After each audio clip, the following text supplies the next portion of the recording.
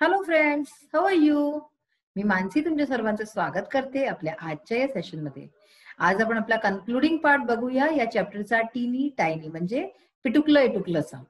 तर ही आपण स्टोरी वाचून चुकलेले आहो की कशी ती जी पिटुकलीशी बाई असते आपल्या पिटुकल्याच्या भीतीशी कशा प्रकारे ती म्हणजे की बाहेर येते, कसं तिला एक हाड मिळतं आणि कसं ते तिला त्रास देतं. फारच मजेदार स्टोरी होती, तुम्ही पण नक्कीच एन्जॉय केली असेल.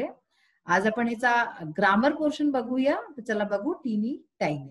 तर बघा मुलांनो, आपण ह्याचे क्वेश्चन नंबर 5 पर्यंत आपण डिस्कस करून चुकलेलो होतो. क्वेश्चन नंबर 6 बघूया आपण एकदा. Discuss and write briefly. याला ब्रीफली म्हणजे काय की थोडक्यामध्ये ह्याचे उत्तर द्यायचे आहेत. क्वेश्चन बघा, what you should do when you find something in the street. तुम्ही काय कराल, तुम्हाला काय केलं पाहिजे जर सपोज तुम्हाला स्ट्रीटमध्ये म्हणजे रस्त्यामध्ये कोणती वस्तू पडलेली दिसेल तर तुम्ही काय कराल? जरा सोचून पहा काय कराल. कोणती अशी वस्तू जी तुम्हाला खूप आवडते आणि ती रस्त्यावरती पडलेली आहे, तर तुम्ही काय तिला उचलून घ्यायला, जसं या बाईनी केलं, जसं या पिटुकल्याच्या बाईनी वस्तू उचलून घेतली आणि आपल्याजवळ ठेवून घेतली आणि मग तिला तिच्या कारणाने किती त्रास झाला. तर ही तर एक इमॅजिनरी गोष्ट होती बेटा. पण काय आपल्याला रिअल लाईफ मध्ये सुद्धा असं केलं पाहिजे कधी, की सपोज आपल्याला 500चा नोट 1000चा नोट दिसला आणि आपण ठेवून घेतलं, तर हे तर चुकीचं आहे ना कधी पण. किंवा आणि काही कोणती अनआयडेंटिफाईड वस्तू दिसली तर तिला ठेवणं रिस्की असतं, बहुत जास्त डेंजरस असतं, खतरनाकही होऊ शकतं हे आपल्या लाईफ करता, लोकांच्या लाईफ करता. तर म्हणून अशी वस्तू कधी उचलली नाही पाहिजे. What could have happened when the old woman said take it. आता हे म्हणतात की कहाणीत पुढे काय झालं असेल तुमच्या हिशोबे, जेव्हा ती म्हातारी बाई म्हणाली टेक इट म्हणजे घेऊन घे, तर ह्याच्यानंतर काय झालं असेल. तर हे तर आपल्या कल्पनावरती आहे की काय झालं असेल, हे आपण पाहू, नंतर डिस्कस करूया. आता आपण बघूया ह्याचं मेन पार्ट, लँग्वेज स्टडी म्हणजे ग्रामर पोर्शन जो आहे. Main verbs and auxiliary helping verbs.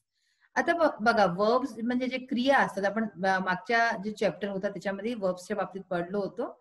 आता ह्याच्यामध्ये मेन वर्ब म्हणजे जो मुख्य वर्ब असतो, मुख्य क्रियेचा शब्द असतो, आणि ऑक्झिलरी म्हणजे हेल्पिंग वर्ब. हेल्पिंग वर्ब्सच्या बाबतीत वाचूया. Read the following sentences. आता इथे काही वाक्य दिले आहेत ते आपण वाचू. शी केम टू अ टीनी टायनी गेट. ती एका बारीकशा पिटुकल्याच्या गेट जवळ आली. द टीनी टायनी वुमेन ओपन द टीनी टायनी गेट. ती जी पिटुकलीशी बाई होती तिने पिटुकलंचं गेट उघडलं. शी वॉज अ टीनी टायनी बिट टायर्ड. तर ती एक पिटुकलीशी थोडीशी काय टायर्ड होती म्हणजे थकून गेली. शी हॅड अ डॉग. तिच्या जवळ एक कुत्रा होता. शी डज ऑल द वर्क. तर ती सगळं काम करत होती. हिअर इन 3, 4 अँड 5 रिस्पेक्टिव्हली, या सेंटेन्सेस मध्ये हे जे 3, 4 आणि 5 हे 3 जे सेंटेन्सेस आहे, द वर्ब्स बी, वॉज म्हणजे बीचा फॉर्म आहे was.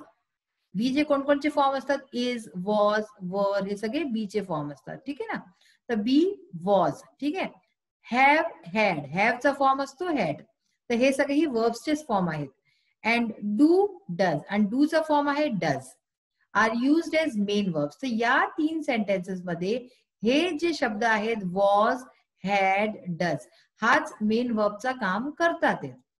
But be, have and do are also used with other main verbs to show certain things. पण हे जे शब्द आहेत be, have आणि do, be चे विभिन्न फॉर्म्स, have चे विभिन्न फॉर्म्स, have, has, had, आणि do चे do, does, did, हे जे आहे are also used with other main verbs. हे अनेक वेगवेगळ्या मेन वर्ब्स बरोबर पण यूज होतात टू शो सर्टेन थिंग्स, काही वस्तू दाखवाय करता. सपोज करा आता हे आहे जसं सेंटेन्स, ह्याच्यामध्ये वर्ब कोणचा आहे, main verb came. She came to a tiny gate, है ना. ह्याच्यात कोणता आहे वर्ब, ओपेंड. ह्याच्यात केम आहे, ह्याच्यात ओपेंड आहे. आणि तसंच ह्याच्यामध्ये वॉज, हॅड आणि डज, हे 2, 3, 4 आणि 5 वाक्यांमध्ये हे मेन वर्बचं काम करतात. Then they are called helping और ऑक्झिलरी वर्ब्स. तर जेव्हा हे जे शब्द आहेत बी चे विभिन्न फॉर्म्स, हॅव चे विभिन्न फॉर्म्स आणि डू चे विभिन्न फॉर्म्स हे मेन वर्ब बरोबर लागून जातात, तर त्यांना हेल्पिंग वर्ब किंवा ऑक्झिलरी वर्ब्स असं त्यांना म्हणतात. Let us see some of these uses. तर ह्यांचा आता यूज बघा कसं होतं. Auxiliary verb do. आता इथे यांनी डू हा शब्द घेतला आहे. तर डूचं पहिले तुम्ही एक गोष्ट समजून घ्या, डू आणि डज हे 2 जे असतात वर्ब्स, ह्यांचा यूज जो आहे आपण प्रेझेंट टेन्स मध्ये करतो. आणि डिड हा जो शब्द असतो ह्याचा यूज आपण पास्ट टेन्स मध्ये करतो. डू डज कधी पण पास्ट टेन्स मध्ये नाही लागेल आणि डिड हा शब्द कधी पण प्रेझेंट टेन्स मध्ये नाही लागेल. बघा, do is used with the main verb. Do हा मेन वर्ब बरोबर युज होतोय टू फॉर्म क्वेश्चन्स.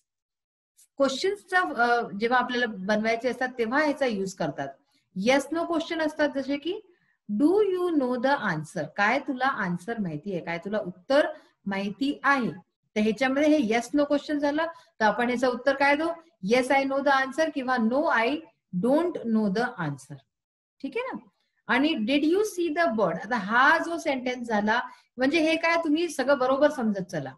तर हा जो सेंटेन्स झाला हा कसला आहे, प्रेझेंट टेन्सचा. आणि हा did you see the bird, तर हा सेंटेन्स कसला झाला, पास्ट टेन्सचा. की काय तू बर्ड, काय तू पक्षी बघितला. आता WH क्वेश्चन्स पण असतात ज्याच्यात की WH ची स्टार्टिंग असतं. जसं व्हॉट डिड शी से, म्हणजे ती काय म्हणाली. आता इथे डिड आलंय म्हणजे हा पास्ट टेन्सचा शब्द आहे. व्हॉट डज ही वॉन्ट, तो काय चाहतो. तर हा जो शब्द आहे, हा जो सेंटेन्स आहे, हा कसला आहे, हा प्रेझेंट टेन्सचा आहे. तर आपण जेव्हा दोन तीन वस्तूला बरोबर घेऊन समजूत आपल्याला करता जास्त चांगलं राहील. तर हे आता तुम्हाला एकदम क्लिअर असेल की डू आणि डज आपण कुठे लावतो, प्रेझेंट टेन्स मध्ये, आणि डीड कुठे लावतो आपण, पास्ट टेन्स मध्ये. तर हे प्रश्न आपल्याला समजले. ठीक आहे ना. फॉर्म क्वेश्चन्स करता आपण अशा प्रकारे लावतो. त्यांचा पहिले डू डिड डजचा उपयोग करतो आणि अशाच प्रकारे डिड आणि डजचा उपयोग WH क्वेश्चन्स बरोबर पण होतो. Underline the main verb in above questions. आता या क्वेश्चन्स मध्ये मेन वर्ब कोणचा आहे हा आपल्याला ओळखायचा आहे. जसं हा क्वेश्चन आहे, do you know the answer, ह्याच्यामध्ये काय काय तुला आन्सर उत्तर माहिती आहे. ह्याच्यात नो हा मेन वर्ब झाला. Did you see the bird, ह्याच्यामध्ये सी म्हणजे बघितलं, तर हा मेन वर्ब झाला. व्हॉट डिड शी से, तर से हा मेन वर्ब आहे. आणि व्हॉट डज ही वॉन्ट, ह्याच्यामध्ये वॉन्ट हा मेन वर्ब आहे.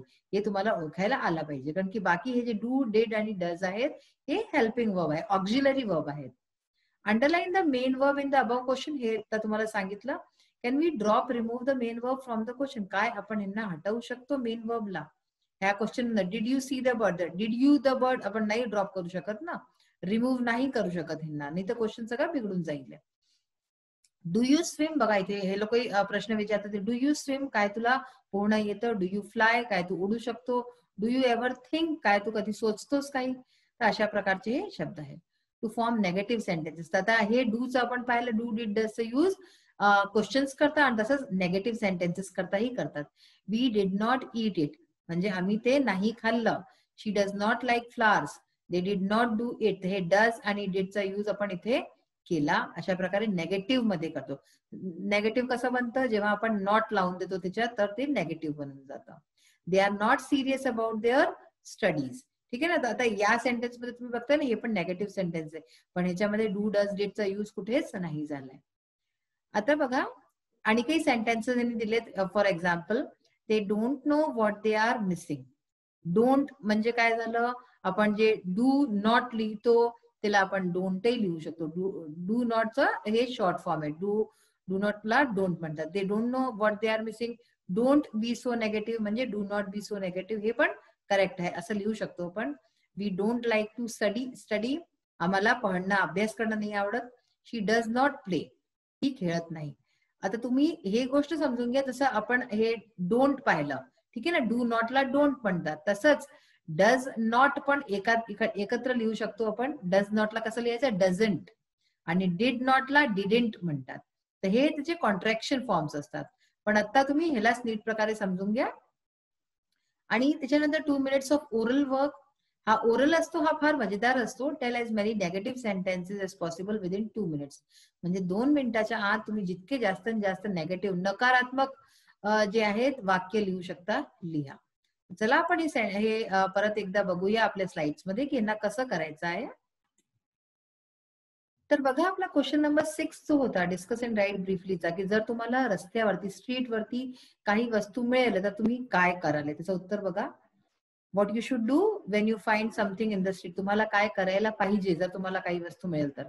If I find anything in the street, जर मला स्ट्रीटवरती रस्त्यावरती काही वस्तू मिळेल, I would think carefully before I touch it, तर मी खूप केअरफुली, खूप जे आहे याच्यानी सोचेन की मला काय करायला पाहिजे, मला त्याला हात लावायला पाहिजे की नाही, असं मी सोचेन before I touch it.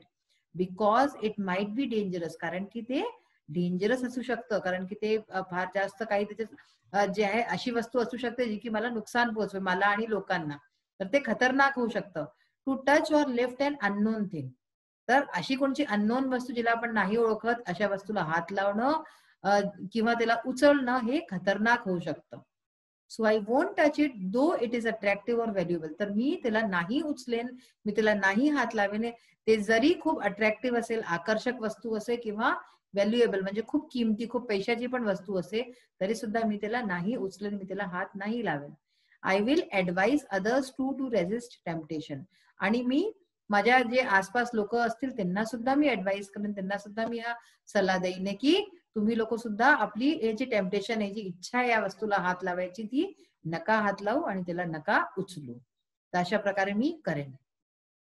What could have happened when the old woman said take it, जेव्हा ती म्हातारी बाई टेक इट म्हणाली तर त्याच्यानंतर काय झालं असेल.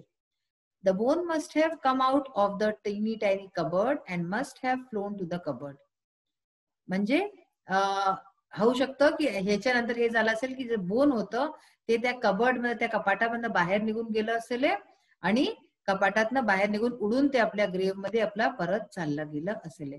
असंच काहीतरी झालं असायला पाहिजे.